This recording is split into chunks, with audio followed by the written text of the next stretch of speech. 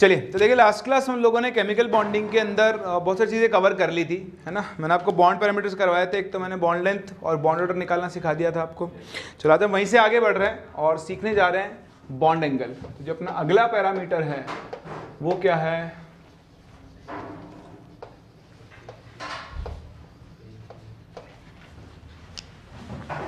ठीक।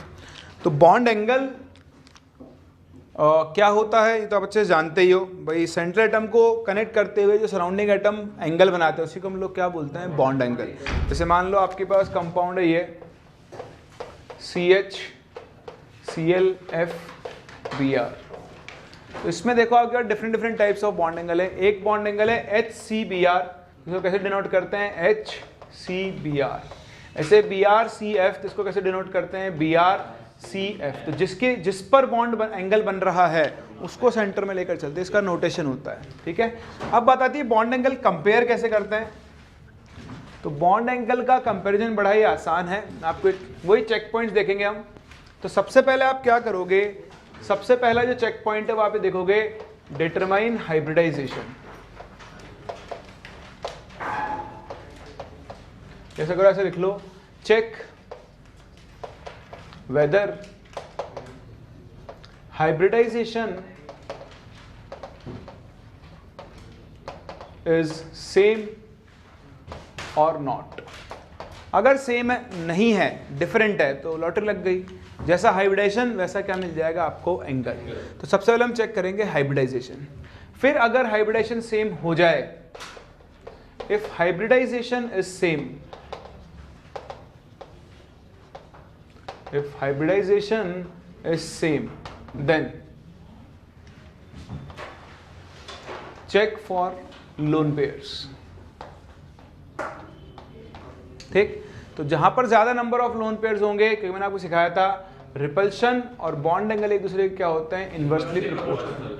तो जो आपका बॉन्ड एंगल है दैट वुड बी क्या होगा, इनवर्सली रिपल्शन होगा। तो जहां रिपल्शन ज्यादा है वहां पर बॉन्ड एंगल अपने आप ही क्या होगा, कम। तो लोन पे रिपल्शन क्या होता है, ज्यादा, और लोन पे बॉन्ड पे रिपल्शन क्या होता है, कम। और अगर सब कुछ ही सेम हो गया, if lone pairs are also same,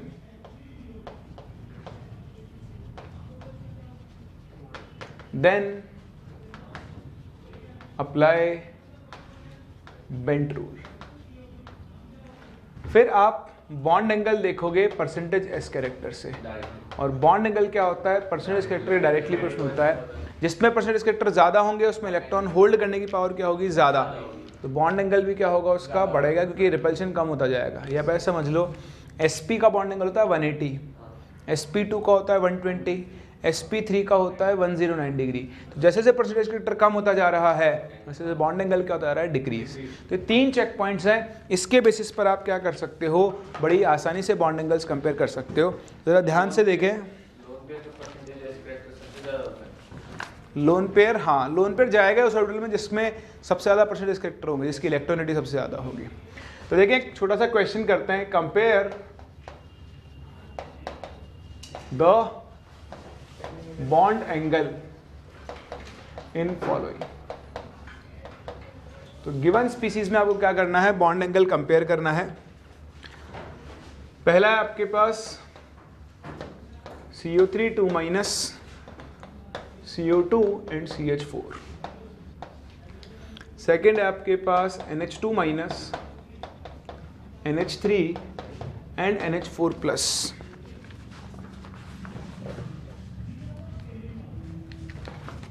ठीक है, इसमें एक चीज़ और ऐड कर देना, बेंट रूल मत लगाना, बेंट रूल से तो आप और एक काम करो, थोड़ा चेंज करो यहाँ पे, सेंटर टर्म से देख लेंगे। If hybridization is same and lone pair is same, then check for central atom, ठीक। Central atom and surrounding atoms दोनों देखने पड़ेंगे अब आपको, ठीक है। तो अगर सराउंडिंग एटम डिफरेंट है, if surrounding atoms are different, then जो बॉन्ड एंगल होता है that is inversely proportional to electronegativity of surrounding atom. Surrounding atom की इलेक्ट्रॉनिटी जितनी ज्यादा होगी बॉन्ड एंगल क्या होगा उतना ही कम। या फिर आप चाहो तो ऐसा बोल दो size of central atom directly proportional to size of surrounding atom पे डिपेंड करता है, ठीक है। और दूसरा ऐसा भी बोल सकते हो directly proportional to size of surrounding atom.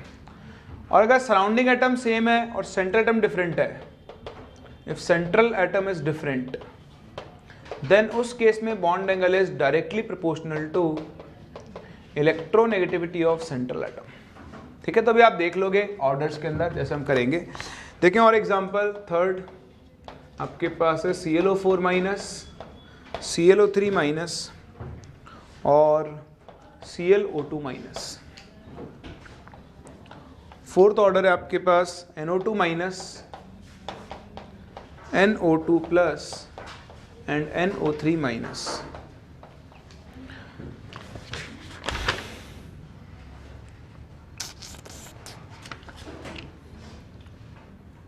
एक है आपके पास PCl3 एंड POCl3। तो देखो यहाँ पर आपको OCO बॉन्ड एंगल देखना है, यहाँ पर आपको HNH बॉन्ड एंगल कंपेयर करना है, यहाँ पर आपको OCLO बॉन्ड एंगल, यहाँ पर आपको ONO बॉन्ड एंगल और यहाँ पर आपको कंपेयर करना है ClPCl बॉन्ड एंगल, ठीक है। उसके अलावा आपको कंपेयर करना है क्या,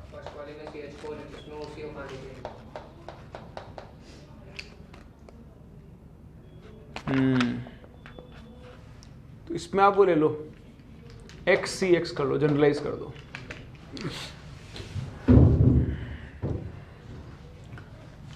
NF3, NCl3, NBr3 और Ni3, ठीक। चलो एक आप याद रख, एक ये कंपेयर कर लो ईथर में और वाटर में, BF3, BCl3, BBr3, Bi3, CF4, CCl4,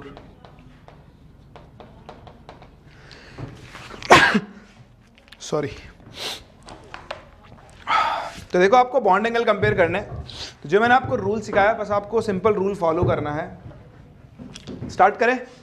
सबसे पहले चेक करो हाइब्रिडेशन, यहाँ हाइब्रिडेशन निकालो। तो देखो CO3 2 minus, C double bond O minus O minus, 1 2 3 3 sigma यानी sp2, CO2 C double bond O double bond O sp, और ये क्या होगा sp3। हाइब्रिडेशन अलग है तो सोचना नहीं है। सबसे ज़्यादा बॉन्ड एंगल किसका होता है sp 180 डिग्री, तो सबसे ज़्यादा किसका होगा CO2, फिर किसका आएगा CO3 2 माइनस 120 डिग्री, सबसे कम किस में आएगा CH4। कर सकते हैं। यहाँ पर आओ NH2 माइनस, तो हाइब्रिडेशन निकालो sp3, यहाँ निकालो sp3 और यहाँ पर निकालो sp3, बोलो होगा। अब बताओ सबसे ज़्यादा बॉन्ड एंगल किस में होगा, तीनों sp3 है, तो देखो हाइब्रिडेशन सेम है। अब आप चेक करो लोन पेयर, NH4 प्लस में एक भी लोन पेयर नहीं होगा, NH3 में एक लोन पेयर और NH2 माइनस में 2 लोन पेयर, तो यहाँ लोन पे रिपल्शन ज़्यादा होगा। रिपल्शन ज़्यादा तो बॉन्ड एंगल क्या हो जाएगा, कम। तो सबसे कम बॉन्ड एंगल किस में होगा, NH2 माइनस, फिर NH3 और सबसे बड़ा कौन होगा, NH4। कर सकते हैं। बताओ तीसरे का आंसर।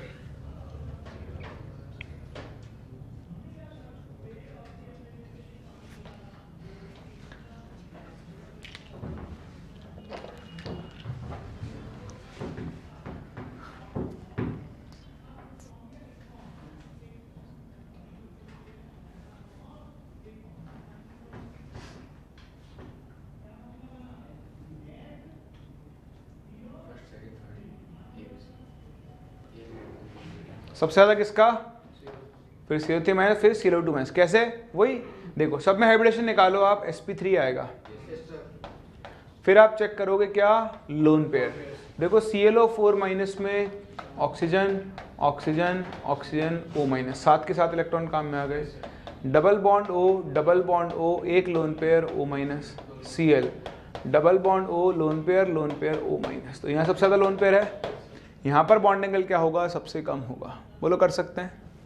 अगला केस यहाँ बताओ,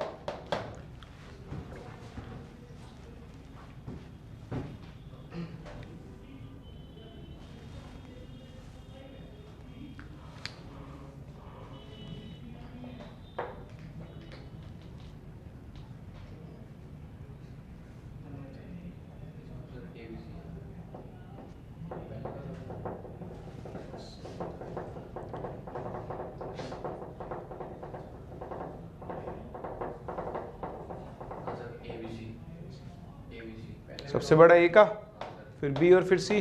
क्यों?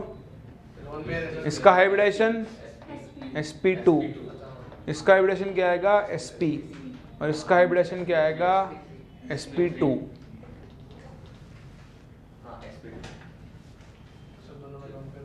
देखो NO2 माइनस में क्या होता है, N डबल बॉन्ड O एक ऑक्सीजन के साथ कोऑर्डिनेट बॉन्ड बनाता है। नाइट्रोजन के पास 5 इलेक्ट्रॉन होते हैं, 5 में से 2 और 2 4 काम में आएगा, एक बचा और माइनस चार्ज की वजह से एक और आएगा। तो इसका हाइब्रिडेशन बनेगा sp2 with 1 lone pair. NO2 plus में N double bond O single bond और अब एक नाइट्रोजन का इलेक्ट्रॉन गायब हो जाएगा, 1 और 2 सिग्मा, 2 ही बॉन्ड बना रहा है, इसका हाइब्रिडेशन क्या होगा sp। और NO3 माइनस में फिर से क्या आएगा sp2, ये होता है NO3 minus double bond O coordinate bond O और एक सिंगल बॉन्ड O, तो ये फिर से क्या आ जाएगा sp2। तो आपको दिख रहा है 2 का हाइब्रिडेशन सेम है लेकिन एक का हाइब्रिडेशन क्या है, डिफरेंट। तो सबसे बड़ा बॉन्ड एंगल किसका होगा, NO2 प्लस। दिख रहा है आपको, sp हाइब्रिडेशन है। अब इन दोनों में हाइब्रिडेशन सेम है, देखो इसके पास लोन पेयर है और इसके पास लोन पेयर नहीं है, तो अगला नंबर किसका आएगा, NO3 माइनस, और सबसे कम बॉन्ड एंगल किसका होगा, NO2 माइनस का। बोलो कर सकते हैं। Next PCl3 POCl3। तो PCl3 में अगर आप देखें तो फॉस्फोरस के पास एक लोन पेयर होगा, क्लोरीन क्लोरीन क्लोरीन। यहाँ पे आप देखें P double bond O Cl Cl Cl। तो देखो ये लोन पेयर, यहाँ पर lone pair bond pair repulsion होगा, यहाँ पर मल्टीपल बॉन्ड रिपल्शन होगा, बॉन्ड पेयर रिपल्शन। बताओ कौन सा रिपल्शन डोमिनेट करेगा, तो लोन पेयर डोमिनेट करेगा, तो इसका बॉन्ड एंगल कम होगा और इसका बॉन्ड एंगल ज्यादा होगा। सही है। ऐसे भी देख सकते हो, बेंट रूल भी लगा सकते हो आप यहाँ पर। बताओ ये लोन पेयर है, इसमें क्या होंगे, मोस्ट परसेंटेजेस कैरेक्टर, तो इन बॉन्ड्स में क्या होंगे, लो परसेंटेजेस कैरेक्टर। यहाँ तो मल्टीपल बॉन्ड है तो यहाँ पर परसेंटेज रिलेटिवली क्या होंगे, ज्यादा, और जितने ज्यादा परसेंटेज कैरेक्टर बॉन्ड एंगल क्या होगा उतना ही ज्यादा। बोलो समझ पा रहे हैं।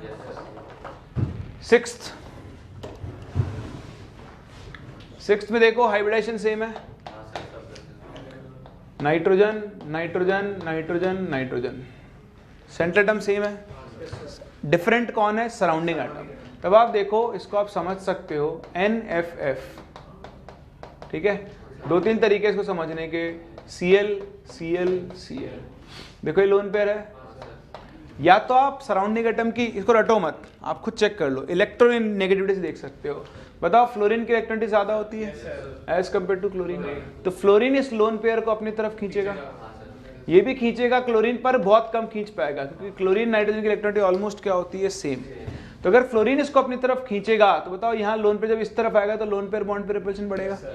बताओ लोन पेयर बॉन्ड पे रिपल्शन बढ़ेगा तो बॉन्ड एंगल क्या होगा, कम होगा, कंप्रेस होगा मॉलिक्यूल अंदर की तरफ। इसका मतलब NH3 का बॉन्ड एंगल सबसे कम, फिर NCl3, फिर NBr3 और फिर NH3। आई तो इसके लोन पेयर को बहुत कम खींच सकता है, उसकी इलेक्ट्रॉनिटी तो इवन नाइट्रोजन से भी क्या होती है, कम होती है।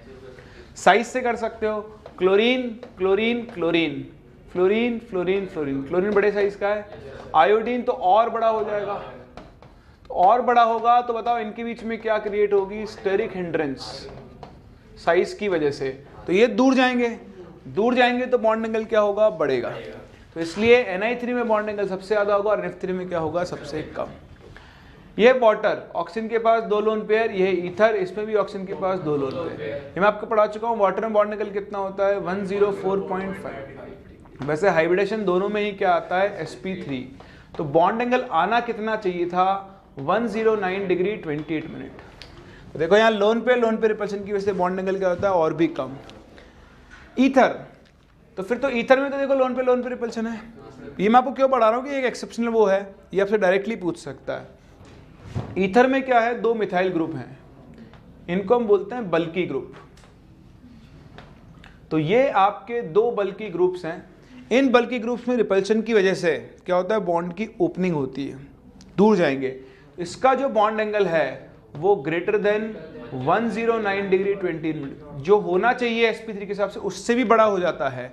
तो वाटर में तो बॉन्ड एंगल 109 डिग्री से कम होता है, लेकिन ईथर में आपके पास 2 बड़े बड़े ग्रुप प्रेजेंट है, इनकी वजह से क्या होता है, bond angle normal bond angle को भी क्या कर जाता है, डोमिनेट कर जाता है। कभी भी बल्कि ग्रुप्स लगेंगे तो हमेशा हाँ, बढ़ेगा, हमेशा बढ़ेगा, स्टेरिक हिंड्रेंस क्रिएट होगी। अब देखिए ये केसेस, ये बहुत इंपॉर्टेंट केसेस हैं। इनमें क्या है, देखो BF3, बोरोन के पास कोई लोन पेयर नहीं है, ठीक, तो no lone pair on central atom, all bonded atoms are same. एक के अंदर, जैसे यहाँ सारे फ्लोरीन है, यहाँ सारे क्लोरीन है, सारे, तो ये केस बन गया इक्विवेलेंट हाइब्रिडाइज्ड ऑर्बिटल्स का। पढ़ाया था ना आपको, जब सारे एटम सेम हो, कोई लोन पेयर नहीं हो, तो सारे ऑर्बिटल्स क्या होते हैं, इक्विवेलेंट हाइब्रिडाइज्ड। तो इनके अंदर बॉन्ड एंगल चेंज नहीं होता, इन सबके बॉन्ड एंगल क्या होंगे, नॉर्मल जो हाइब्रिडेशन होता है, इसका हाइब्रिडेशन क्या आता है, sp2, तो सभी का बॉन्ड एंगल 120 डिग्री होगा। इसका हाइब्रिडेशन क्या आता है, sp3, तो इन सभी का बॉन्ड एंगल कितना होगा, 109 डिग्री 28 मिनट। समझ पा रहे हैं? तब पड़ेगा जब लोन पेयर होंगे, या बॉन्ड्स अलग अलग टाइप के होंगे। जब सारे हाइब्रिडाइज्ड ऑर्बिटल इक्विवेलेंट है, मतलब सारे बॉन्डिंग एटम सेम है एक मॉलिक्यूल में, कोई लोन पेयर नहीं है, तो उसका बॉन्ड एंगल जितना हाइब्रिडेशन से आता है वही आएगा, कोई चेंज नहीं आने वाला है। अच्छा बताओ, NH3 और PH3 बॉन्ड एंगल कंपेयर करो।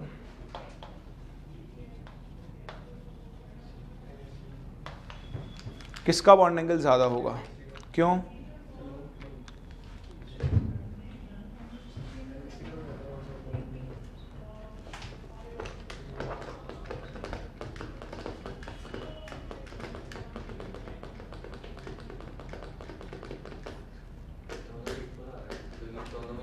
चलो और बढ़ा देता हूँ आगे। NH3, PH3, ASH3, SBH3, bond angle बताओ। ऐसे ही H2O, H2S, H2T, H2SE,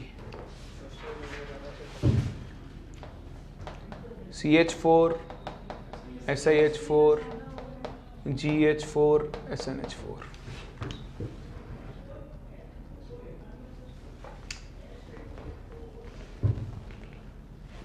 इसको तो छोड़ दो, इसमें तो क्या है, इसी में से कर लेते हैं। चलिए भूल गए आप लोग, यहाँ पर सबसे ज्यादा बॉन्ड एंगल होगा NH3 H2O का, क्योंकि इन सब में क्या लगता है, ड्रैगोज रूल।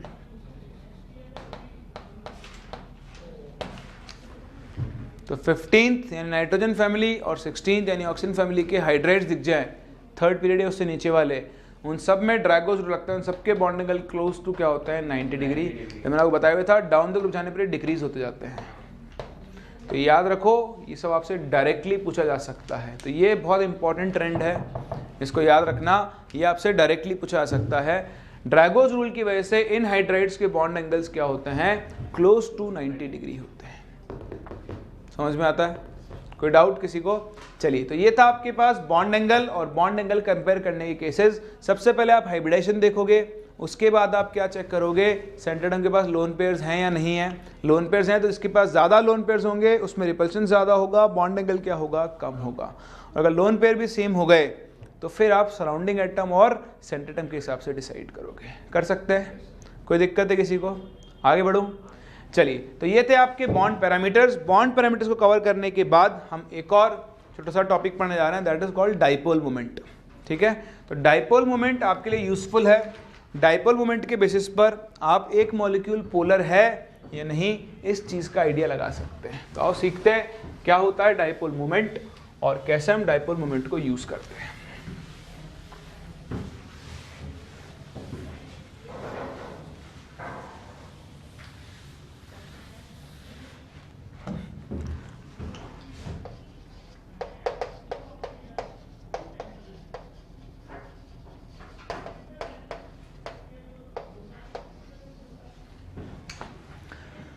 देखो डाइपोल मोमेंट क्या होता है, अगर आपने दो इक्वल एंड अपोजिट चार्जेस को एक फिक्स डिस्टेंस पर रख दिया, शॉर्ट डिस्टेंस पर, तो इस अरेंजमेंट को हम लोग क्या बोलते हैं, डाइपोल।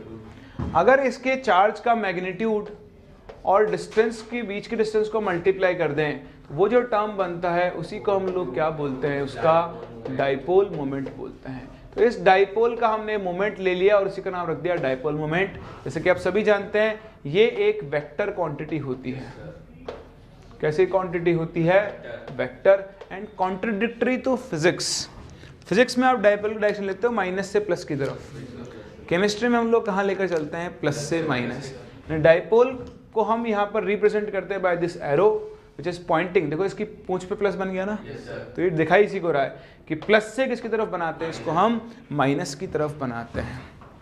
पहली चीज वेक्टर क्वांटिटी है, इसलिए एडिशन लॉ को फॉलो करेगी, वेक्टर एडिशन को। अगर दो एंगल्स पे वेक्टर है तो उन पे आप वेक्टर एडिशन लॉ लगाओगे और उसका क्या निकाला करोगे, रिजल्टेंट निकाला करोगे।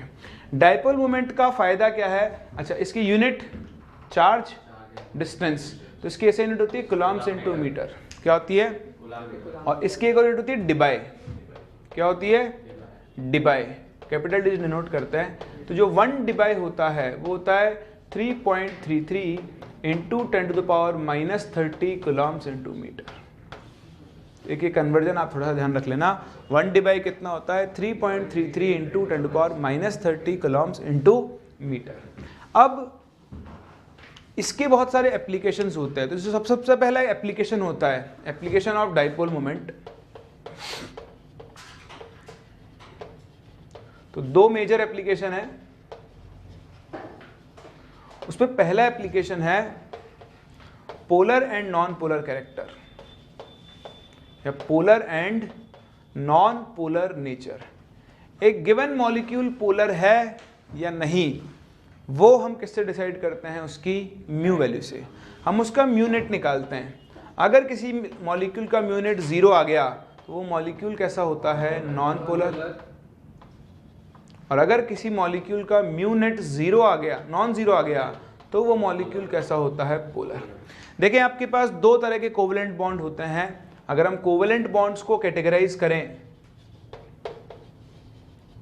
तो आपके पास दो तरह के कोवेलेंट बॉन्ड्स होते हैं। एक तो होता है पास पोलर कोवेलेंट बॉन्ड, क्या होता है, पोलर कोवेलेंट बॉन्ड, जो कि दो अलग अलग इलेक्ट्रोनेगेटिव वाले एटम्स के बीच बनता है।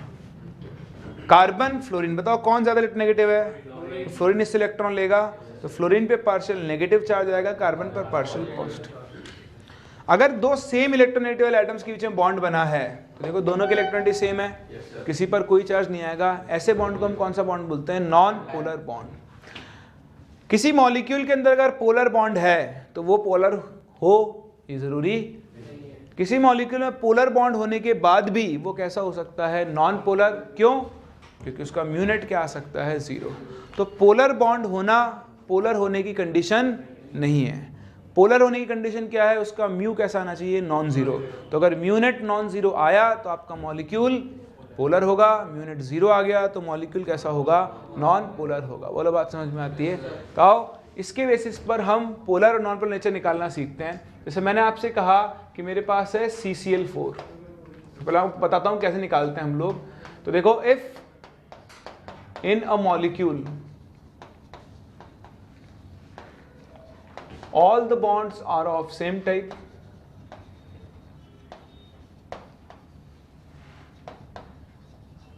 and it contains no lone pair, then its mu net will be 0। तो आपने जो नॉर्मल हाइब्रिडेशन पढ़ा है, जिसमें आपसे बोलूं BeCl2, तो BeCl2 में हाइब्रिडेशन क्या होता है, sp। तो यहाँ पर बेरिलियम, क्लोरीन, क्लोरीन। देखो ये पार्शियल पॉजिटिव, ये इलेक्ट्रोनेगेटिव है, पार्शियल नेगेटिव। इस डायरेक्टिव डायरेक्शन इधर, इस डायरेक्टिव डायरेक्शन इधर, दोनों 0 कैंसिल करेंगे। बताओ म्यू नेट कैसा हो जाएगा, 0। यानी कंपाउंड कैसा होगा, नॉन पोलर। तो सारे बॉन्ड सेम टाइप के हैं। सेंट्रल एटम के पास लोन पेयर नहीं है, तो ये पक्का है कि उसका म्यू यूनिट कितना आने वाला है 0। जैसे आप देखते जाओ एग्जांपल, जैसे मैं आपसे बोलूँ BF3, तो BF3 का म्यू यूनिट 0 आएगा। CCl4, मैं आपसे बोल दूँ PCl5, मैं आपसे बोल दूँ SF6, मैं बोल दूँ आपसे IF7, इन सभी के म्यू यूनिट कैसे आने वाले हैं 0, क्योंकि सारे बॉन्ड सेम टाइप के हैं और सेंट्रल एटम के पास एक भी लोन पेयर नहीं है। लेकिन अगर आपका मॉलिक्यूल में central atom, if bonds are different and the central atom contains lone pair, then mu net may or may not be 0। तो अगर सेंट्रल एटम के पास लोन पेयर है और बॉन्ड्स अलग अलग टाइप के हैं, तो म्यू यूनिट 0 हो भी सकता है और नहीं भी हो सकता, वो डिपेंड करेगा। तो किस चीज़ के ऊपर डिपेंड करेगा? उसकी ज्योमेट्री के ऊपर। सिंपल, जैसे मैं आपको एग्जांपल दूं NH3, तो आप NH3 में देखो NHH आ गया, यहाँ नाइट्रोजन के पास एक लोन पेयर है। अच्छा, लोन पेयर को डाइपोल मोमेंट में कंसिडर करना है या फिर नहीं करना है, डिपेंड करता है। ये भी बहुत इंपॉर्टेंट चीज़ है कि आप यहाँ पे लिख देना लोन पेयर मोमेंट, कि लोन पेयर को हम कब डाइपोल में कंसिडर, मतलब मोमेंट में कंसिडर करेंगे, कब नहीं करेंगे। तो आपको मैंने सिखाया था कि, सिखाया क्या बता रहा था मैंने आपको, हाइब्रिडाइज्ड ऑर्बिटल की शेप सिखाई थी। कैसी होती है? हाँ सर के आगे नहीं बोला आपने कुछ? देखो, अगर lone pair, if lone pair is present in pure atomic orbitals, कौन से orbitals? Pure atomic orbitals, then its mu is 0।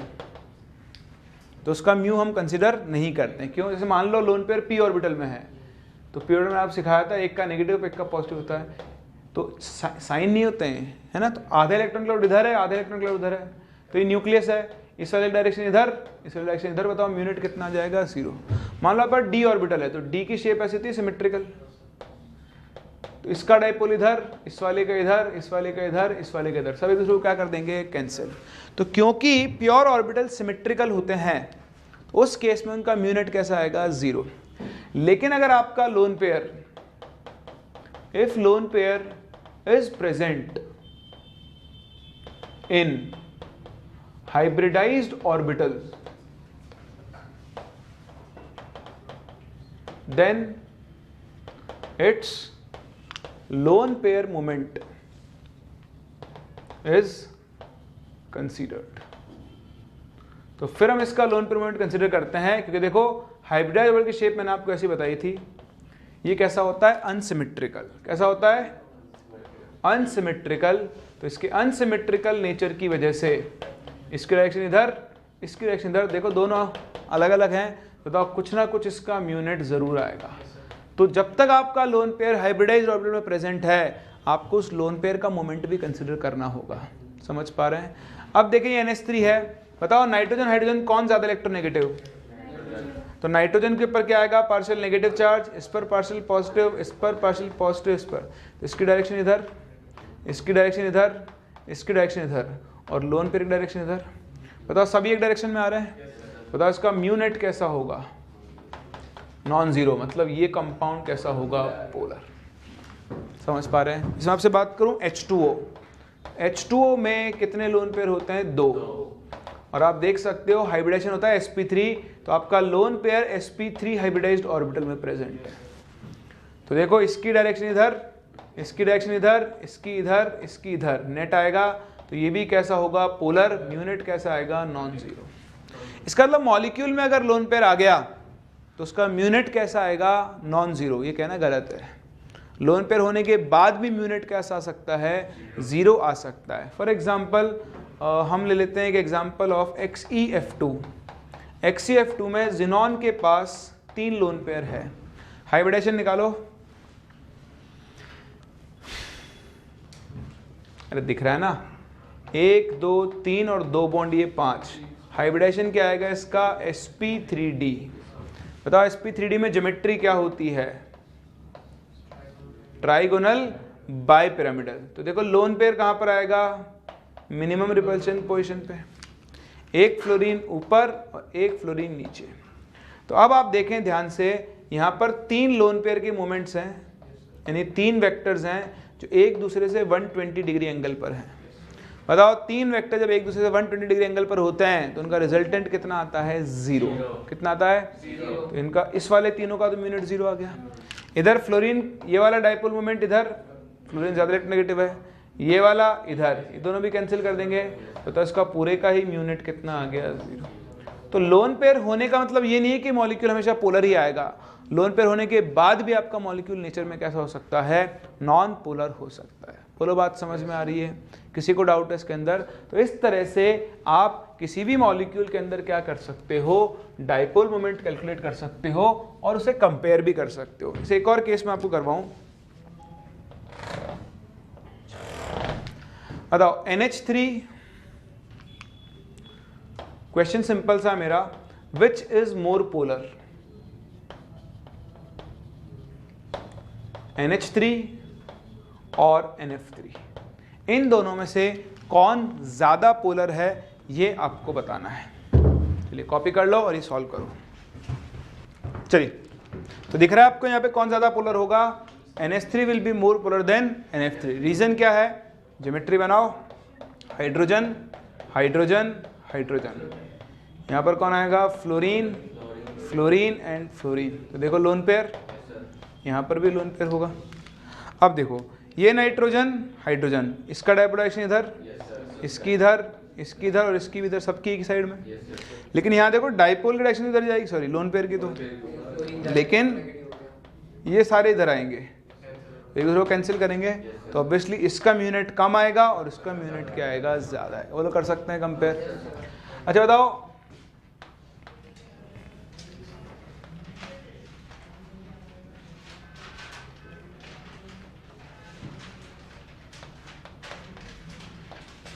PF3Cl2 PCl3F2, इन दोनों में से कौन पोलर होगा और कौन नॉन पोलर होगा?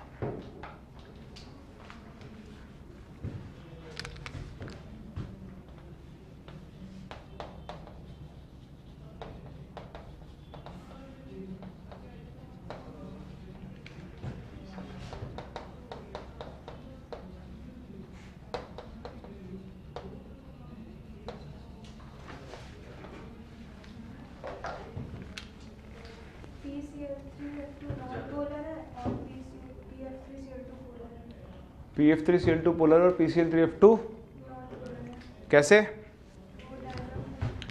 इसकी स्ट्रक्चर बनाओ, इसकी स्ट्रक्चर क्या बनेगी, फॉस्फोरस, मैं सिखाया था आपको बेंट रूल। तो ये वाले जो ऑर्बिटल है इनके अंदर परसेंटेज कैरेक्टर क्या होता है, ज्यादा। तो जो कम इलेक्ट्रोनेगेटिव वाला है वो यहाँ पर आएगा। तो पहले तो 2 Cl बिठा दो, अब 3 फ्लोरीन है इधर, ठीक। तो देखो फॉस्फोरस क्लोरीन, मैं कलर कोड अलग यूज कर रहा हूँ, इसकी डायरेक्शन इधर, इसकी डायरेक्शन इधर। PF बॉन्ड का ब्लू से दिखा रहा हूँ, इसकी डायरेक्शन इधर, इन दोनों की इधर। तो ये दोनों तो एक दूसरे को कैंसिल कर देंगे।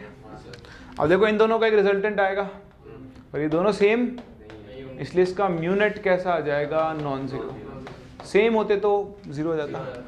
इसकी स्ट्रक्चर बनाओ, फॉस्फोरस, तो 3 क्लोरीन तो कहाँ पर आएंगे, इक्वेटोरियल पोजीशन पे, और 2 फ्लोरीन कहाँ पर आएंगे, एक्सियल पोजीशन पे। तो देखें इसकी डायरेक्शन इधर, इसकी इधर, इसकी इधर, 3 सेम वेक्टर 0 आ गए 120 पर। इधर ये और ये कैंसिल कर देंगे, इसका म्यू नेट कैसा आ जाएगा, 0। बोलो कर सकते हैं। तो कुछ भी याद करने का नहीं है, नॉर्मल वेक्टर लॉ है, डायरेक्शन निकालो, वेक्टर एडिशन करो और आप अपना आंसर निकाल सकते हो। देखें दूसरा इसका जो यूज होता है वो होता है identification of cis trans isomer. तो जब आप सिस ट्रांस आइसोमर देखते हो तो उनमें से एक पोलर होता है और एक कैसा होता है आपका, नॉन पोलर। फॉर एग्जांपल मैं आपसे कहूँ C double bond C, hydrogen Cl, Cl या F ले लेते हैं, चलो F और हाइड्रोजन। ऐसे ही C double bond C, H F, अरे मैं C बोल रहा हूँ, सीरी नहीं बोल रहा हूँ, F, ठीक है।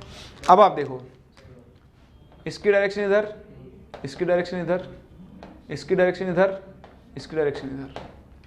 ये स्कोड आ रहा है, ये स्कोड आ रहा है। बताओ म्यू नेट कैसा आ जाएगा? सही है। इसकी डायरेक्शन इधर, इसकी डायरेक्शन इधर, इसकी डायरेक्शन इधर, इसकी डायरेक्शन इधर। देखो ये दोनों एक डायरेक्शन में जा रहे हैं, ये दोनों एक डायरेक्शन में जा रहे हैं, कुछ ना कुछ नेट आएगा। तो इसका म्यू नेट कैसा होगा? Non zero. इसका मतलब जो ट्रांस वाला आइसोमर होगा वो तो कैसा होगा आपका? Non polar. और जो सिस वाला आइसोमर होगा वो कैसा होगा? पोलर। ठीक है।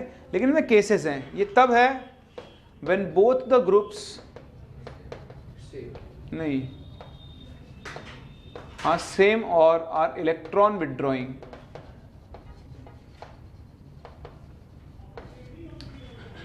जैसे मैं इलेक्ट्रॉन रिलीजिंग ग्रुप लगा दूं मिथाइल, तो देखो C डबल बॉन्ड C, ठीक है। अब H और F, इधर मैंने लगा दिया CH3 और इधर H। अब हम H के रिस्पेक्ट में देख रहे हैं ये ट्रांस है, देख सकते हैं ना किसी एक रिस्पेक्ट में। अब बताओ इसकी डायरेक्शन किधर आएगी? ये इलेक्ट्रॉन देगा तो इसकी डायरेक्शन इधर, इसकी डायरेक्शन भी इधर, इसकी डायरेक्शन इधर और इसकी डायरेक्शन इधर। तो ये दोनों तो कैंसिल कर रहे हैं और ये दोनों एक डायरेक्शन में आ रहे हैं। तो बताओ अब इसका म्यू नेट कैसा आ जाएगा? Non zero. Cis isomer, cis isomer बनाओ। C double bond C, H, H same side, CH3 F। सही है। अब इसकी डायरेक्शन इधर, इसकी डायरेक्शन इधर, इधर से इसकी डायरेक्शन इधर और इसकी डायरेक्शन इधर आएगा। तो देखो ये दोनों जीरो कैंसिल कर रहे हैं और ये दोनों एक डायरेक्शन में जा रहे हैं। तो ये दोनों एक डायरेक्शन में और ये भी इसका रिजल्टेंट कुछ ना कुछ आएगा तो इधर जाएगा। इन दोनों का एक नेट रिजल्टेंट आएगा। तो इसका म्यू नेट भी कैसा होगा? Non zero. तो ये भी कैसा होगा? पोलर। तो ट्रांस नॉन पोलर तब होगा जब दोनों ग्रुप क्या हो? सेम नेचर के हों, सेम ही ग्रुप हो और सेम नेचर हो दोनों का। अगर अलग अलग नेचर है, एक रिलीजिंग एक विथड्रॉइंग है, तो फिर आपके पास ट्रांस आइसोमर भी कैसा हो सकता है? पोलर हो सकता है। कोई डाउट? फिर आपके पास आते हैं ऑर्थो मेटा पैरा। क्या आते हैं? ये उड़ा दूं?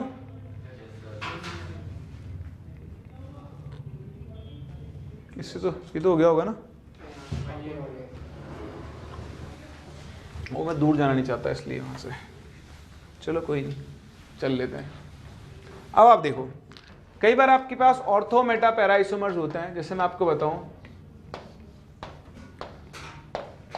डाइक्लोरोबेंजीन, ऑर्थोक्लोरोबेंजीन, या ये आपके पास आ गया मेटा आइसोमर और ये क्या आ गया? इसका पैरा आइसोमर। ठीक है। अब आप देखें इनका अगर हम डाइपोल मोमेंट कंपेयर करें तो carbon carbon, carbon chlorine, chlorine ज्यादा इलेक्ट्रोनेगेटिव, तो इधर इसकी डायरेक्शन इधर। देखो आप दो वेक्टर बनेंगे जिनके बीच में एंगल कितने का है? 60 डिग्री का है। यहाँ कार्बन क्लोरीन, यहाँ कार्बन क्लोरीन, दो वेक्टर के बीच में एंगल कितना है? 120। यहाँ कार्बन क्लोरीन, यहाँ कार्बन क्लोरीन, तो इसका म्यू नेट तो कितना आ गया? तो ये तो कैसा हो गया? Non polar. सही है। पता है सबसे ज्यादा डाइपोल मोमेंट किसका आएगा? तो दो वेक्टर के बीच में एक्यूट एंगल है तो इसका रिजल्टेंट सबसे ज्यादा होगा। यहाँ ऑब्ट्यूज एंगल है तो कम हो जाएगा। तो सबसे ज्यादा कौन सा डेरिवेटिव का होगा? ऑर्थो, फिर किसका होगा? मेटा, और फिर किसका होगा? पैरा। लेकिन ये तब है when both the groups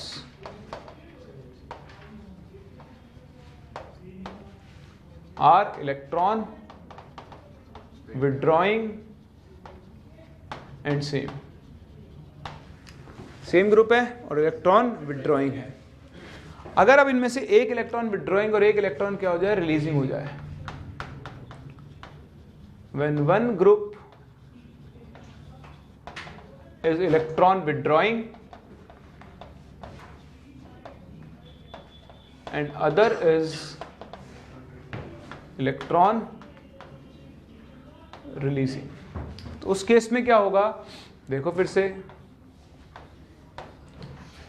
oxygen, मान लो एक क्लोरीन है और एक मिथाइल है।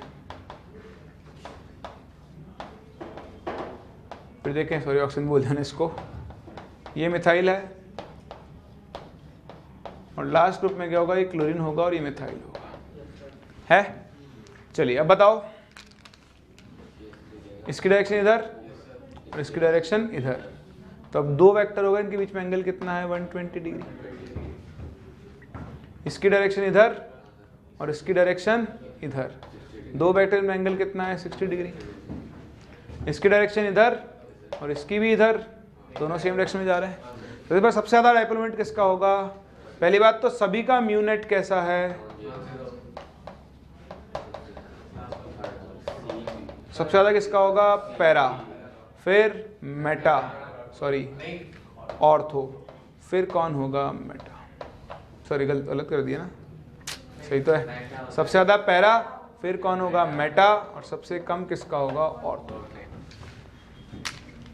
सही है। तो डिपेंडिंग ऑन आपके पास जो दो ग्रुप है वो सेम नेचर के हैं या अलग अलग नेचर के हैं, आप इनकी म्यू को कंपेयर कर सकते हो। जब दोनों सेम नेचर के होंगे तो ऑर्डर बनेगा ऑर्थो मेटा पैरा, और जब अपोजिट नेचर के होंगे तो क्या बनेगा? Para Meta ortho, OMP and PMO कर सकते हैं। फिर इसमें एक और बड़ा इंपॉर्टेंट केस आएगा जिसे मैं आपसे पूछूं, उसमें आप गलती कर सकते हैं, इसलिए इसको ध्यान रखें। जैसे मैं आपसे पूछूं कि मेरे पास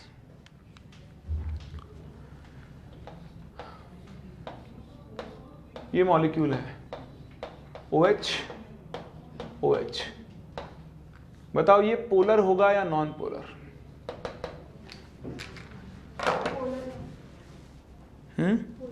पोलर क्यों?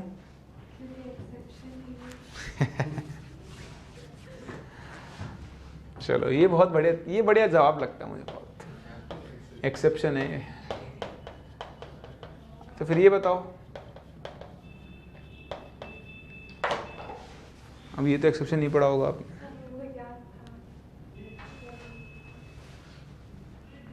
कहाँ से याद किया आपने? तो पढ़ाते नहीं है क्लास में, टेस्ट में पूछते हैं। अच्छा ये बता दिया, रीजन नहीं बताया इसका?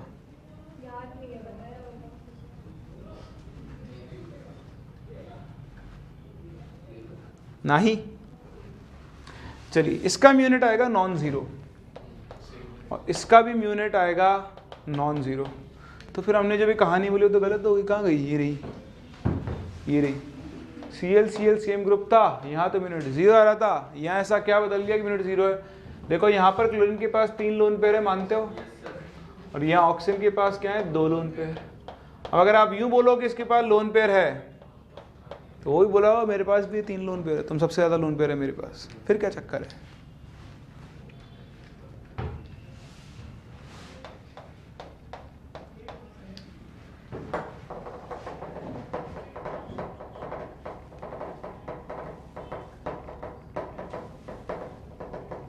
एक्चुअली क्या है ना, यहाँ पर क्लोरीन के जो लोन पेयर है वो हाइब्रिडाइज्ड ऑर्बिटल्स में नहीं है। मतलब यहाँ कार्बन का हाइब्रिडेशन है, क्लोरीन का आप बोल सकते हो हाइब्रिडेशन sp3 है, ठीक है, पर एक्चुअली नहीं हो कि ये यहाँ पर जो लोन पेयर है वो प्योर ऑर्बिटल में प्रेजेंट है। किसके अंदर प्रेजेंट है? यहाँ पर हुआ क्या होगा, ये जो कार्बन है वो आपका sp2 हाइब्रिडाइज्ड होता है। तो इस sp2 हाइब्रिडाइज्ड कार्बन के जो 3 ऑर्बिटल हैं उनमें से ये तो कार्बन के साथ बॉन्ड बनाने के काम में आ गए। इसमें एक अनपेयर्ड इलेक्ट्रॉन था। क्लोरीन का इलेक्ट्रॉनिक कॉन्फिगरेशन क्या होता है? 3s2 3p5, तो 1 2 3 4 5 6। अब क्लोरीन का ये एक अनपेयर्ड इलेक्ट्रॉन इसके एक ऑर्बिटल के साथ क्या कर लेगा? ओवरलैप करके एक बॉन्ड बना लेगा। तो यहाँ क्लोरीन का कोई हाइब्रिडेशन नहीं हुआ। हाइब्रिडेशन किसका हुआ है? कार्बन का। लेकिन ये जो OH ग्रुप है इसमें ये ऑक्सीजन क्या है? आपका sp3 हाइब्रिडाइज्ड है,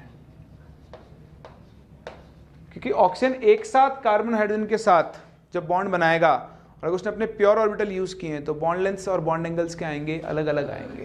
तो डिफरेंस ये है कि यहाँ पर जो लोन पेयर है, loan pair is present in hybridised orbital, और बताओ यहाँ पर लोन पेयर किसमें प्रेजेंट है? प्योर ऑर्बिटल है। तो अब अगर हाइब्रिडाइज्ड ऑर्बिटल में है तो बताओ आपको लोन पेयर का मोमेंट कंसीडर करना पड़ेगा। अभी थोड़ी देर मैंने बताया था आपको प्योर ऑर्बिटल का तो नेट मोमेंट क्या होता है? 0, लेकिन हाइब्रिडाइज्ड ऑर्बिटल में चूहा बनता है, तो इसका कुछ ना कुछ डायपोल मोमेंट होगा। तो अब आपको यहाँ पर इन दोनों के लोन पेयर का भी मोमेंट कंसीडर करना पड़ेगा और उसकी वजह से इनका म्यूनेट कैसा होगा? 0। सो दोनों ही केसेस में यहाँ पर भी देखें नाइट्रोजन sp3 हाइब्रिडाइज्ड है, so due to consideration of lone pair moment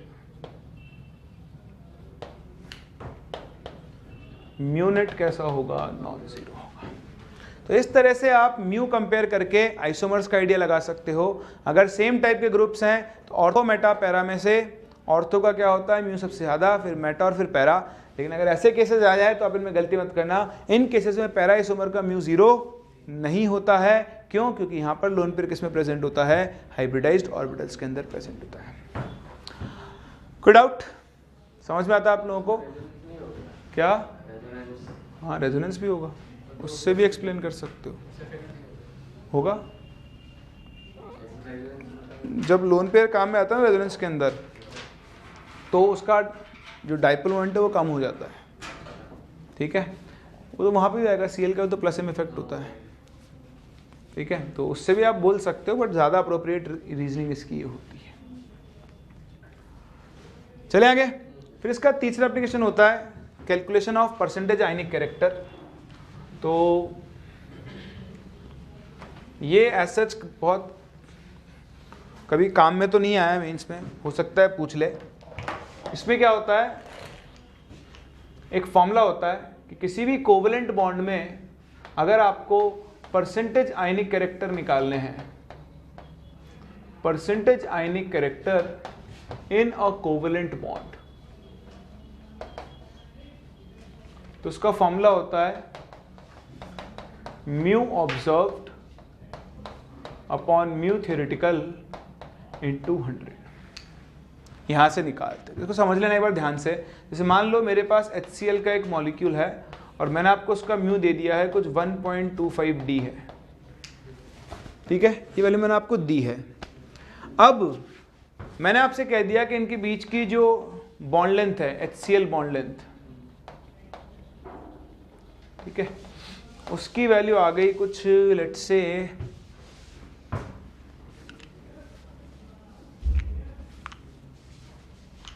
मैं कुछ वैल्यू दे रहा हूं ऐसे ही 200 एंगस्ट्रॉम।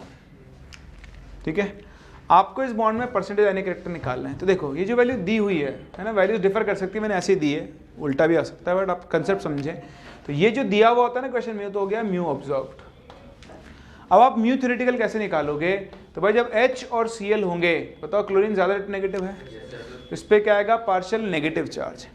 पार्शियल नेगेटिव तो हम बोलते हैं एक्चुअली, थ्योरेटिकली अगर माने तो पूरा -1 चार्ज इस पे आएगा और +1 इस पे। थ्योरेटिकल का मतलब ही यही है कि पूरा हमने इसको, जब इसमें 100% आयनिक कैरेक्टर होते हैं, इसलिए डिवाइड करें ना इस वैल्यू से। इस कंडीशन में मान लिया हमने कि 100% आयनिक कैरेक्टर थे, तो इस पे +1 और इस पे -1, तो जब म्यू थ्योरेटिकल निकालोगे चार्ज +1 -1 मान के चलोगे। अब बताओ म्यू थ्योरेटिकल का फॉर्मूला क्या बन जाएगा, Q × D। तो चार्ज कितना हो गया, 1 इलेक्ट्रॉन के बराबर, इंटू D, डिस्टेंस कितनी है 200 एंगस्ट्रॉम इंटू 10⁻⁻10 मीटर। 16 × 2 कितना होता है 32, ये हो गया 320। सो 320 इंटू 10⁻⁻29 या फिर -28 कूलम्ब सेंटीमीटर लिख लूँ। और डिबाई, बताओ डिबाई किसके इक्वल होता है, 3.33 इंटू 10⁻30 कूलम्ब सेंटीमीटर। सही है। अब ये रहा म्यू ऑब्जर्व और ये रहा म्यू थ्योरेटिकल, डिवाइड कर दो। So mu observed is 1.25 into 3.33 into 10⁻30 divide by mu theoretical कितना हो गया, 32 इंटू 10⁻28 इंटू 100। तो देखो 128 से ये कैंसिल, इसको डिवाइड कर लो, आपको अपना आंसर मिल जाएगा। समझ सकते हैं? तो ये कभी नहीं पूछा गया और ये स्ट्रेट फॉरवर्ड पूछा जा सकता है, इसमें इतना ध्यान रखना। क्वेश्चन में जो दिया होगा वो म्यू ऑब्जर्व्ड होगा और थ्योरेटिकल आप यहाँ से खुद से कैलकुलेट करोगे चार्जेस को +1 और -1 कंसीडर करके। सही है, आगे बढ़े, चलिए कॉपी कर लो इसे। यहाँ पे अपना डाइपोल मोमेंट खत्म होता है। अब चलते हैं हम दो स्पेशल टाइप्स ऑफ बॉन्डिंग की तरफ, जिनको हम बोलते हैं बैक बॉन्डिंग और ब्रिज बॉन्डिंग। ठीक है, तो वो क्या होते हैं, क्या उनके यूजेस हैं, क्या चीज़ें आप उनसे एक्सप्लेन कर सकते हो, वो आपके लिए सीखना जरूर था। आप इसे कॉपी करो, फिर आगे बढ़ रहे हैं।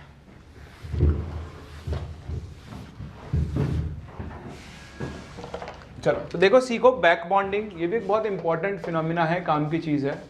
कुछ स्पेसिफिक क्वेश्चंस के आंसर्स आप सिर्फ बैक बॉन्डिंग के बेसिस पर ही दे सकते हो। देखो बैक बॉन्डिंग क्या होती है, ये एक तरह का कोऑर्डिनेट बॉन्ड ही होता है। क्या होता है?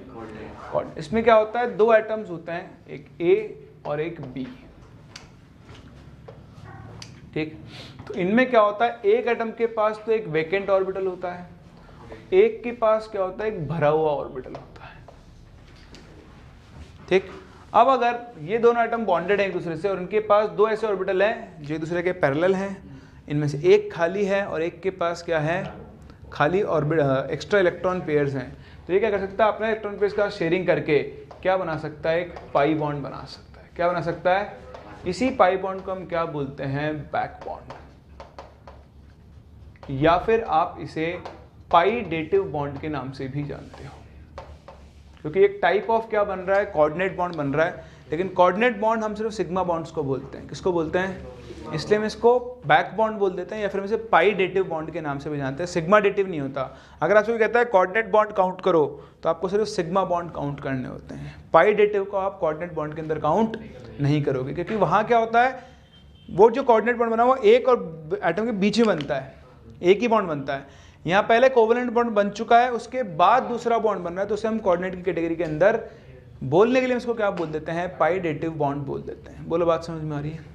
इसमें क्या होता है, इन जनरली इसको हम बोलते हैं डोनर एटम, और ये क्या होता है आपका एक्सेप्टर।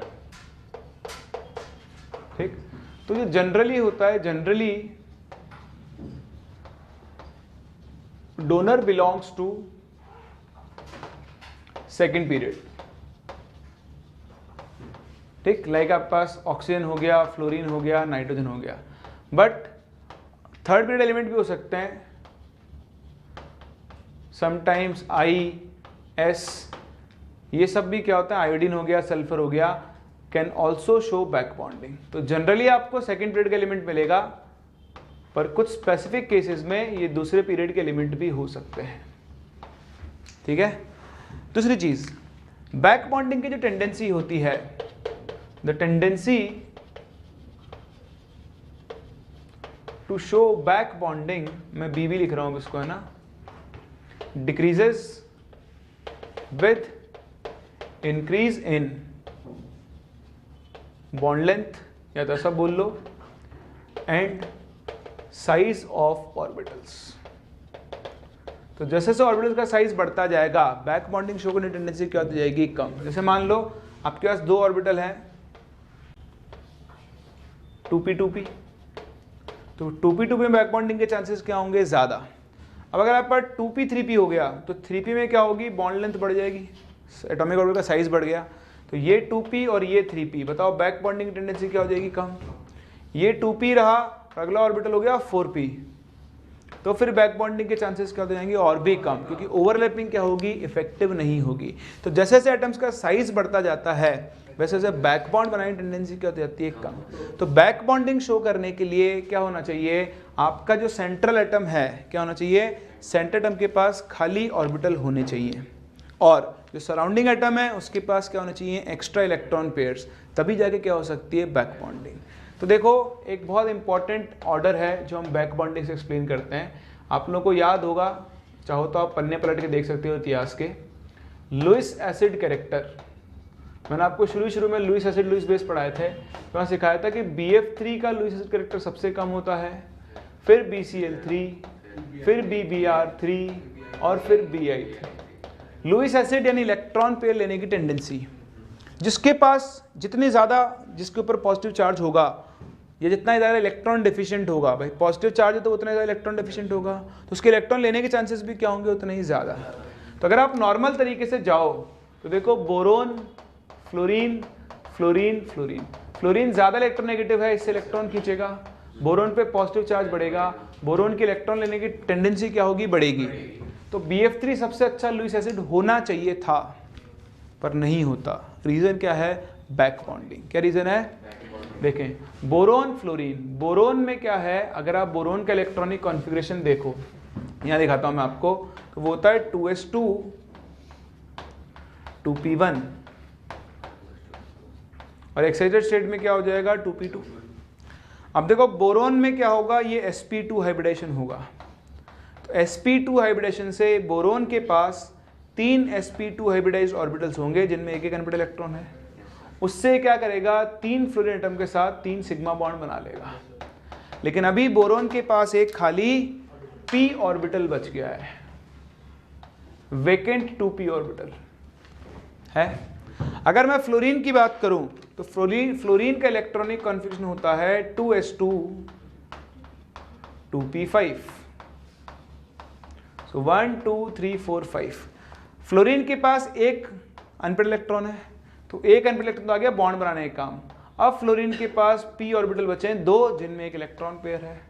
देखो कंडीशन फुलफिल हो रही है। Yes, sir. एक ऑर्बिटल खाली, एक भरा हुआ, दोनों के एक्सिस एक दूसरे के पैरेलल है।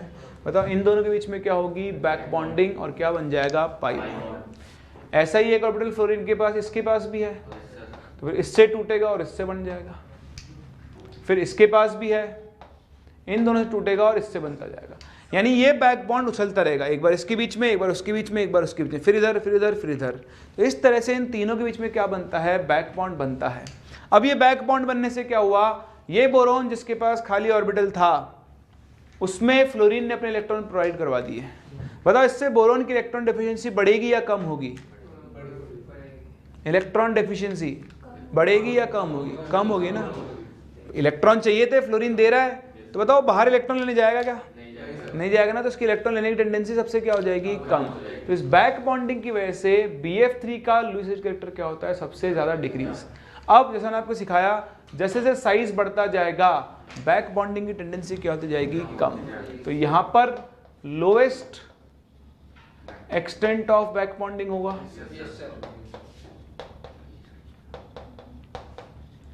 और BF3 में क्या होगा, highest extent of back bonding. इसलिए BF3 का लुईस एज कैरेक्टर क्या होगा, सबसे कम, और Bi3 का लुईस एज कैरेक्टर क्या होगा, सबसे ज्यादा।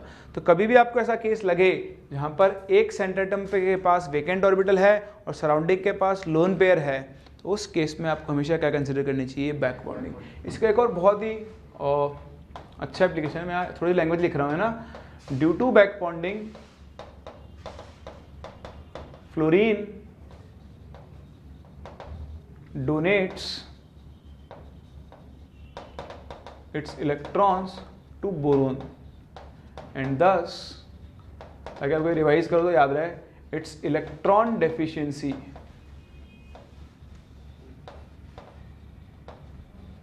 decreases।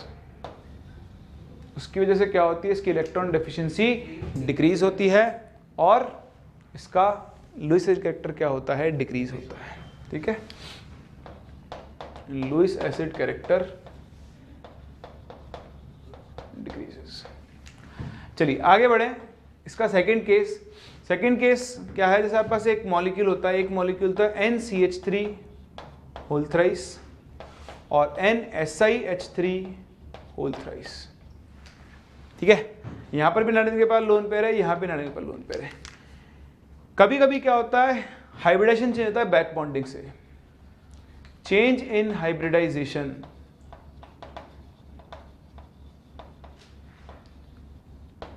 Due to back bonding. देखिए कैसे होगा, ये जो NCH3 है, तो यहां पे नाइट्रोजन के पास लोन पेयर है, ये आपका CH3 CH3 CH3। तो देखो कार्बन के पास कोई खाली ऑर्बिटल नहीं है, यहाँ पर नाइट्रोजन भी sp3 में है और ये कार्बन भी कौन से स्टेट में है, sp3 में ही है। सेम इसी तरह silicon, nitrogen SiH3 SiH3 SiH3। अब नाइट्रोजन के पास लोन पेयर है। सिलिकॉन थर्ड पीरियड का एलिमेंट है और थर्ड पीरियड के पास क्या होते हैं, वेकेंट d ऑर्बिटल्स। क्या होते हैं, इसके पास ये वेकेंट 3d ऑर्बिटल होगा,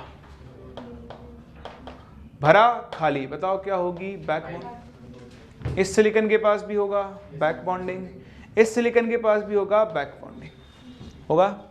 तो अब इसके लिए क्या होगा, अभी ये sp3 में था, अब अगर इसको ये बैक बॉन्ड शो करना है, sp3 में क्या होता है, ये ऐसे होंगे, SiH3 SH3 नाइट्रोजन है, तो ये सेम प्लेन में नहीं होंगे, नाइट्रोजन प्लेन के ऊपर होगा, सिलिकॉन सारे नीचे वाले प्लेन में होंगे। अगर बैक बॉन्ड बनना है तो सबको क्या आना पड़ेगा, सेम प्लेन में आना पड़ेगा। कैसा आना पड़ेगा, तो ये जो कंपाउंड है ये एक्चुअली ऐसा नहीं होकर ऐसा हो जाता है SiH3 SiH3 और SiH3। इस तरह से नाइट्रोजन का लोन पेयर तो काम आता है बैक बॉन्डिंग में, और इसका हाइब्रिडेशन क्या बन जाता है, sp2।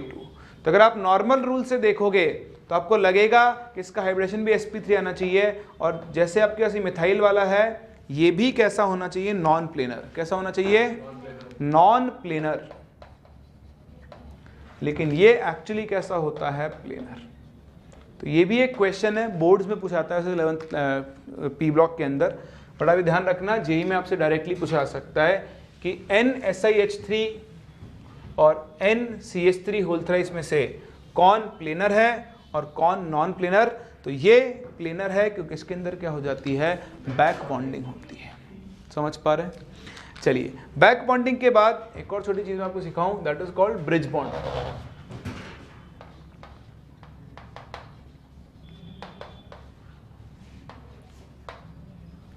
तो ब्रिज बॉन्डिंग सबसे बढ़िया एक्सप्लेन की जाती है सबसे पहले B2H6 में। कंपाउंड का नाम है डाइबोरेन।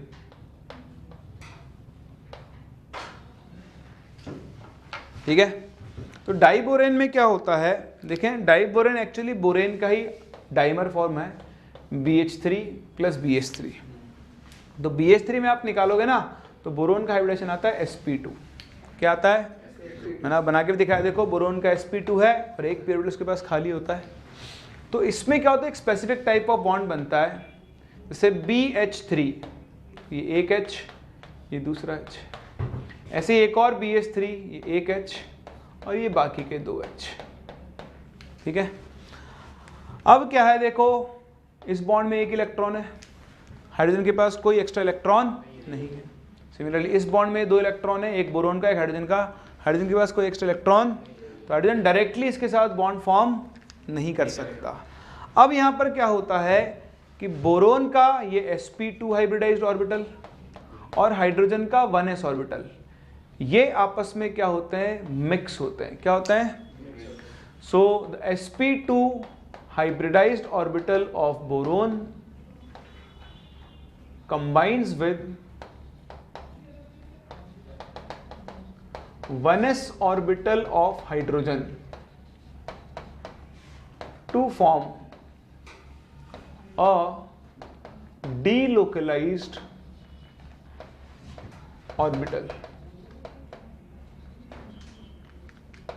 ठीक है, अब क्या होगा, ये मिक्स होगा और एक ऐसा डीलोकलाइज का मतलब क्या है, एक बार ये इसके साथ बॉन्ड बनाएगा और अगले इंस्टेंट पर क्या करेगा, इस हाइड्रोजन के साथ बॉन्ड बनाएगा। इलेक्ट्रॉन तो दो ही है, तो एक बार इधर बॉन्ड बनाएगा, ये वाला ब्रेक कर देगा। ऐसे ही ये वाला एक बार इधर बॉन्ड बनाएगा और एक बार इधर बॉन्ड बनाएगा। तो इस तरह से एक डीलोकलाइज्ड ऑर्बिटल बनता है जो कि दोनों हाइड्रोजन एटम के बीच में क्या करता है, फ्लक्चुएट करता है। किसी एक इंस्टेंट पर आपको ये दोनों बॉन्ड दिखाई देंगे, अगले इंस्टेंट पर आपको ये दोनों बॉन्ड दिखाई देंगे। तो इस तरह से ये ऑर्बिटल इधर घूमता रहता है, ये ऑर्बिटल इधर घूमता रहता है। तो आप समझे से मैं यहाँ खड़ा हूँ, मैं इधर हूँ, फिर इधर हूँ, मैं इधर हूँ, मैं इधर हूँ, बताओ मैं किधर हूँ, मैं दोनों तरफ हूँ। जब आप बोलोगे मैं इधर हूँ तब तक मैं इधर आ चुका हूँ, जब आप बोलोगे मैं इधर हूँ तो मैं इधर आ चुका हूँ। This is called fluctuation. आपने एक इंस्टेंट पहले देखा माइक्रोस्कोप में तो आपको ये दोनों बॉन्ड दिखे, अगले इंस्टेंट पर आपको ये दोनों बॉन्ड दिखे, फिर अगले इंस्टेंट पर ये दोनों, फिर ये दोनों। इस तरह आप क्या बोलोगे, यार बॉन्ड तो क्या है, कभी ये बॉन्ड बन रहा है कभी ये बॉन्ड, मतलब दोनों ही बॉन्ड क्या है, साइमल्टेनियसली प्रेजेंट है। तो इस तरह से ये जो बॉन्ड बनता है इसे हम बोलते हैं ब्रिज बॉन्ड, या फिर इसका नाम होता है बनाना बॉन्ड। क्या होता है, बनाना बॉन्ड क्यों बोलते हैं, देखो पहले तो नाम सुनते जाओ इनके बॉन्ड्स के।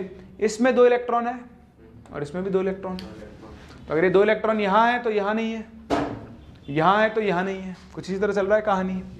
तो इस बॉन्ड के 3 सेंटर हैं, कितने सेंटर है, और इसमें इलेक्ट्रॉन कितने हैं, 2। तो ऐसे बॉन्ड को हम बोलते हैं 3C2E bond, 3 centre 2 electron bond, या फिर हम इसे बनाना बॉन्ड के नाम से जानते हैं। बनाना बॉन्ड क्यों बोलते हैं, ये एक दूसरे में रिपल्शन को कम करने के लिए पूरा ऑर्बिटल एक केले की शेप लेता है, बनाना की, इसलिए इसको क्या बोल देते हैं, बनाना बॉन्ड भी बोलते हैं। इसका मतलब इलेक्ट्रॉन घूमते रहते हैं, हाँ फ्लक्चुएट हो जाते हैं। डीलोकलाइजेशन का मतलब यही होता है, घूम रहे हैं इधर से उधर। इसको हम ब्रिज बॉन्ड तो बोलते ही बोलते हैं, अब देखें इस ब्रिज बॉन्डिंग की वजह से ये बोरोन जो यहाँ पर sp2 स्टेट में था, यहाँ कौन सी स्टेट में आ चुका होता है, sp3। कौन सी स्टेट में होता है, तो आपको हाइब्रिडेशन देखना, B2H6 में बोरोन का हाइब्रिडेशन क्या होता है, sp3 होता है। इसकी एक्चुअल ज्योमेट्री ऐसी होती है कि ये बोरोन, ये बोरोन, ये हाइड्रोजन, ये हाइड्रोजन, ये हाइड्रोजन, ये हाइड्रोजन, ये सब एक प्लेन में होते हैं। ये जो ब्रिज बॉन्ड वाले हाइड्रोजन होते हैं ये दोनों क्या होते हैं, आउट ऑफ द प्लेन होते हैं। समझ पा रहे हैं? तो ये जो बॉन्ड है ये आपका कौन सा बॉन्ड है, ब्रिज बॉन्ड है। और ये जो बॉन्ड है ना, इन्हें हम बोलते हैं टर्मिनल बॉन्ड्स। क्या बोलते हैं, टर्मिनल बॉन्ड्स। अगर हम लेंथ कंपेयर करें तो जो ब्रिज बॉन्ड होता है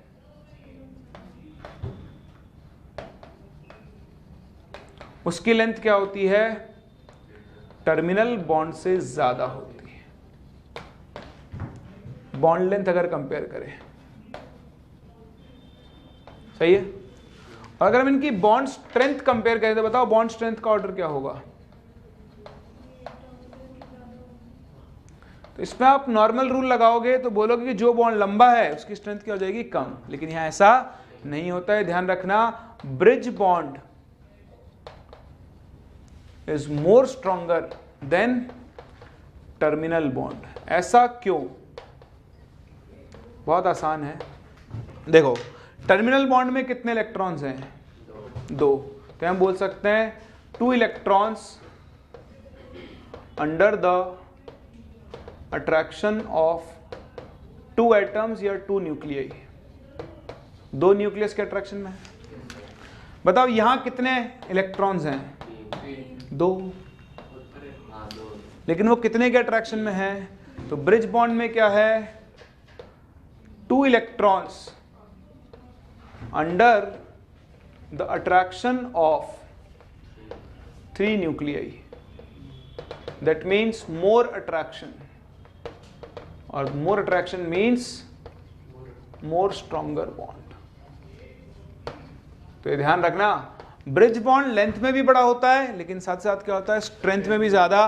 क्योंकि ब्रिज बॉन्ड के अंदर जो इलेक्ट्रॉन क्लाउड है वो 3 न्यूक्लियस के फोर्स के अंदर काम कर रहा है, और टर्मिनल बॉन्ड में सिर्फ किसके में काम कर रहा है, 2 के अंदर काम कर रहा है। कोई डाउट?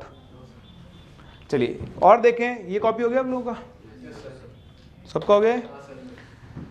देखें इसी में और भी मिलते हैं आपको केसेस। जैसे मैं आपसे बात करूं BeCl2 की, किसकी बात करें, BeCl2 या BH2 ले लो। BH2 में बेरिलियम होता है आपका sp हाइब्रिडाइज स्टेट में, लीनियर ज्योमेट्री होती है। तो ये 2 फॉर्म में एग्जिस्ट करता है, एक तो डाइमर की फॉर्म में एग्जिस्ट करता है। तो इसका डाइमर बनेगा तो कुछ ऐसा बनता है B H H H H H और H। तो ये फिर से आपके पास कौन सा बॉन्ड बनता है, 3C2E बॉन्ड। यहां पर बेरिलियम sp2 स्टेट में आ जाता है, और ये पूरा का पूरा मॉलिक्यूल कैसा है, प्लेनर। क्योंकि sp2 में ना, तो sp2 में तो प्लेनर ही आता है। तो जहां ये नॉन प्लेनर था B2H6, ये कैसा है, प्लेनर। अच्छा B2H6 में कभी कभी ना number of atoms in a plane पूछ सकता है, मैक्सिमम और मिनिमम। तो देखो मैक्सिमम तो कितने होंगे, 1 2 3 4 5 6, एक ही प्लेन में है। मिनिमम पूछेगा तो इस वाले प्लेन में ले लेना, 1 2 3 4। समझ पा रहे हैं? यहां पर तो सारे एक ही प्लेन में है। फिर ये ध्यान रखना, in solid state BH2 exist as dimer. तो ये एक डाइमर की फॉर्म में एग्जिस्ट करता है। उसमें क्या होता है, इस तरह की बॉन्डिंग में आ जाएगा, मतलब beryllium hydrogen hydrogen hydrogen beryllium hydrogen beryllium, फिर हाइड्रोजन फिर हाइड्रोजन फिर बेरिलियम फिर हाइड्रोजन, इस तरह चलती रहेगी कहानी। तो इस में ये पॉलीमेरिक फॉर्म में है। कौन सी फॉर्म में है, पॉलीमेरिक फॉर्म। और यहां पर बेरिलियम कौन सी स्टेट में है, sp3। लेकिन यहां पर भी सारे बॉन्ड कैसे हैं, 3 सेंटर 2 इलेक्ट्रॉन। यहां भी कैसा है, 3 सेंटर 2 इलेक्ट्रॉन। वहीं अगर मैं आपसे बोलूं BeCl2 या फिर AlCl3, तो देखो BCl2 में तो फिर से वही हाइब्रिडाइजेशन है sp, इसके वैलेंशियल में 4 इलेक्ट्रॉन है इसकी की तरह, तो इलेक्ट्रॉन डेफिशिएंट है। तो जितनी भी इलेक्ट्रॉन डेफिशिएंट स्पीसीज होती हैं वो कोशिश करती है कि वो डाइमर की फॉर्म में एग्जिस्ट करें ताकि उसकी इलेक्ट्रॉन डेफिशिएंसी थोड़ी कम हो जाती है।